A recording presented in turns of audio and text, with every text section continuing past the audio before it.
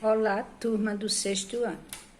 Estou passando para a gente conversar hoje sobre 3 questões do nosso material impresso, que a gente está chamando de simulado, que são os textos que vocês devem ler e responder as questões que são em formato de objetivo, né, de marcar X.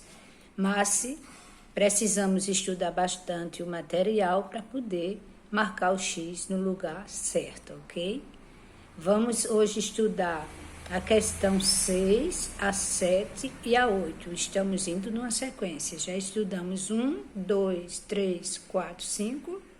Já foi estudado. Hoje nós vamos falar sobre a 6, a 7 e a 8. Vou dar umas dicas e umas pequenas orientações para vocês se sentirem mais à vontade para marcar o X nessas questões objetivas. Vamos aos textos. O texto 6, que é um poema, poesia d'água, nós temos aí uma poesia muito bonita, mas também um tanto complexa, não é? Que fala sobre a questão chovo, eu chovo, eu chovo. E a pergunta é, no poema, o efeito de sentido de eu chovo relaciona-se. Olhe bem, efeito de sentido. Que sentido tem esse eu chovo, não é? Então, você vai ler todo o poema, você vai fazer uma conexão entre as palavras que está no poema para ver por que ele diz eu chovo. A autora, né? Uma autora diz eu chovo. Aí você tem, olha, dentro do poema umas dicas para vocês. Tem o verso que chova para os olhos dentro, que tem olhos chuvosos. Isso já são dicas para a gente entender o sentido de eu chovo nessa poesia. Né? Se você ficar bem atento, você vai ver. Se o chovo está ligado à passagem do tempo, ao modo de olhar, ao choro ou à rima. Então, quando você conecta as palavras, faz conexão de palavras dentro de um contexto, principalmente no caso da poesia, não é? Que é uma linguagem aberta, então você vai ficar com mais facilidade de entender o sentido desse texto, o sentido dessa expressão dentro do contexto. Então, você sabe que nesse caso aqui, desse quesito, você tem que estar ligado à questão da linguagem conotativa, que é a linguagem da poesia, né? Uma linguagem mais da poesia, claro que também na prosa também tem conotação, mas a linguagem da poesia é uma linguagem mais conotativa. Mas o que significa linguagem conotativa, professora? É a linguagem do sentimento. Uma coisa é eu dizer assim, olha, eu choro, eu vejo com os olhos do coração. Isso é uma frase conotativa. Eu digo, está no sentido figurado. Eu vejo com os olhos do coração. Quando eu digo, eu vejo tudo que está à minha frente, eu estou falando no sentido próprio, no sentido de ver com os meus próprios olhos. Então, sentido conotativo, linguagem figurada. Sentido denotativo, linguagem própria. Quando a gente fala da coisa como realmente ela é. Se eu estou falando de ver com olhos do coração, olhos aí está no sentido conotativo. Mas quando eu digo eu vejo tudo que passa à minha frente com os meus olhos, eu estou falando dos meus próprios olhos, que está na minha face, não é? Então, aí essa questão requer que você entenda o que é a diferença entre conotação e denotação. É uma das coisas que você tem que entender.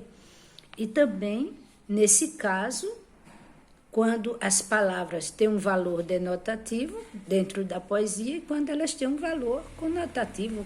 No caso eu chovo, não está no valor denotativo do verbo chover, né? Então, veja bem isso, porque aí você vai ter que fazer essa análise aí, viu? Essa é a questão 6. Ela requer que você observe, diferencie conotação de denotação, o que é linguagem poética, que é a linguagem figurada, que tem uma linguagem mais figurada, né? Da linguagem que não é poética, tá certo? Linguagem denotativa, de linguagem conotativa, fazer essas diferenças. Acabei de dizer o que é linguagem conotativa, linguagem do sentimento, do sentido, linguagem denotativa, linguagem própria, tá certo? Então, vamos ver agora a 7ª. O quesito 7, o texto 7, fala da previsão pelo Brasil, fala de previsão de tempo, né? O texto tem uma notícia e diz previsão pelo Brasil. Você vai ler esse texto e esse texto requer que você saiba diferenciar causa de consequência. O que é um fato, acontece para todo fato que se acontece, vai se gerar uma consequência. Então, se eu magoo alguém, qual seria a consequência? Alguém ficar irritado, não é? Então, é isso. No caso aqui do texto, que é uma questão fala sobre a questão do tempo, né, que acontece, baixa pressão se afasta para alto mar no Espírito Santo, mas uma nova frente fria avança em alto mar, e por aí vai, você vai ler direitinho e vai prestando atenção. O que é que está dizendo? De acordo com o texto, a consequência da circulação dos ventos marítimos é o afastamento da baixa pressão, a geração de forte nebulosidade, o avanço de chuva moderada, a chegada de nova frente fria. Dentro do texto tem uma palavrinha aí que vai lhe ajudar muito. Essa palavrinha, por isso, preste bem atenção a isso. A circulação dos ventos marítimos forma muita nebulosidade entre o leste e o sul de São Paulo e o Rio de Janeiro. Essa palavrinha você vai prestar bem atenção e vai ligar ela entre um parágrafo, um período e outro. Baixa pressão, se afasta para alto mar, você vai lendo. Por essa palavra você vai identificar o que é causa e o que é consequência, viu? Essa é a dica. Então, fique ligado e veja isso aí. Esse 7 requer, o que requer de você é que você diferencie causa de consequência. É o principal. É claro que requer você compreenda bem o texto para poder você identificar isso, não é?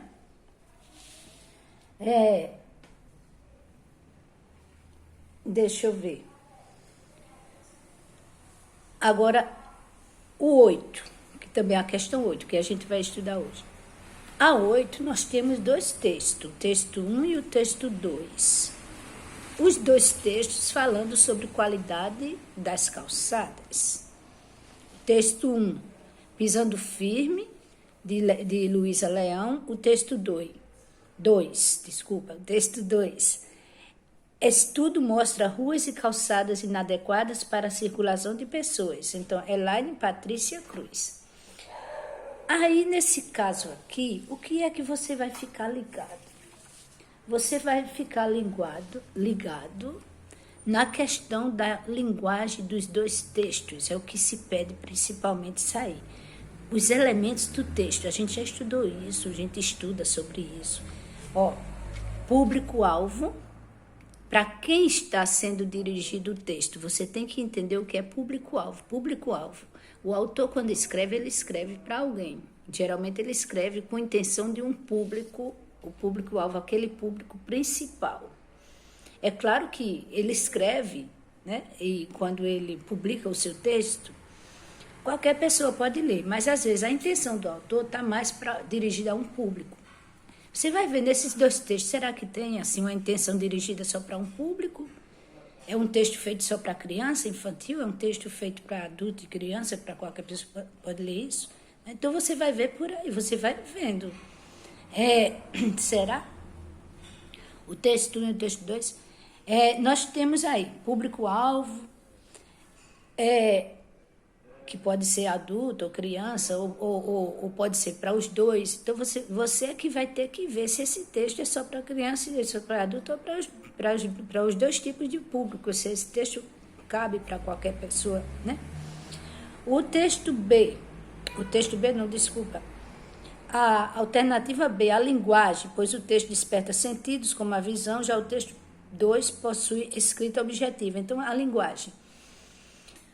Que linguagem esses textos têm? O texto 1, ele é mais subjetivo ou ele é mais objetivo? O que é subjetivo, professora? A linguagem dos sentidos. Não é aquela coisa que a gente escreve, mas dando opinião do que informando alguma coisa. Então, você preste atenção. O texto 1, ele tem uma linguagem mais objetiva ou uma linguagem mais de opinião, mais de sentido? Viu? Fique bem ligado a isso. O texto 2, ele é mais objetivo, uma linguagem mais científica. Por que a gente chama a linguagem objetiva de científica? Porque é uma linguagem de estudos. A gente faz estudos para compreender algo. Por isso que quando vai publicar esses estudos, essa linguagem deve ser mais objetiva. Então, você vai ver por aí, né, até mesmo pelo título do texto, isso é uma dica muito boa que estou dando a você, que você vai ver qual é o que é, se a linguagem de um é objetiva e da outra é subjetiva. E quais são os textos que têm linguagem objetiva e linguagem subjetiva, que é a linguagem de sentidos, viu? Você tem que estar ligado nisso aí para poder responder essa questão. Veja quanta coisa, né? Aí nós temos a intenção comunicativa, que é a alternativa C. A intenção comunicativa. O que é a intenção comunicativa? É a intenção do autor com aquele texto. Ele tem intenção de informar ou intenção de promover uma reflexão? Quando ele escreve o texto, o autor também ele tem a intenção. Que texto está mais com a intenção de informar e que texto está mais com a intenção de refletir? O texto da reflexão é o texto da linguagem subjetiva. E o texto da intenção, da informação, é o texto da linguagem objetiva. O da informação é o texto da linguagem objetiva. Puxa vida, agora atrapalhei. O da reflexão é o texto da linguagem subjetiva, que é o texto do sentido. Então, qual é a intenção aqui desses dois textos? Que texto está mais com a intenção de refletir e que texto está mais com a intenção de informar, viu? E aí nós temos o formato do texto, que é a alternativa D. Esse texto, você tem que saber o que é poesia e o que é prosa. Ele está em verso, é um texto poético, porque verso vem que é poesia, né? Ou é um texto prosa. Isso a gente já estudou bastante esse ano. Eu espero que vocês entendam direitinho. Então, vejam bem, vocês precisam estar atentos a tudo isso para poder responder a questão, para não responder marcando só um X e achar que fez certo. Não. Pensem, analisem e vejam bem essas questões aí, porque esse quesito 8 traz tudo isso, viu? Você entendeu o que é público-alvo, você entendeu o que é linguagem objetiva, linguagem subjetiva, linguagem de sentido, a intenção comunicativa, que é a intenção que o autor tem para comunicar, o que é que ele quer comunicar, se ele quer informar mais ou se ele quer fazer com que a pessoa reflita. E a questão da forma, o formato, prosa ou poesia, o texto. Olhe bem, leia, pense, reflita para poder marcar. Bom dia e bons estudos. Um beijo no coração de cada um. Tchau.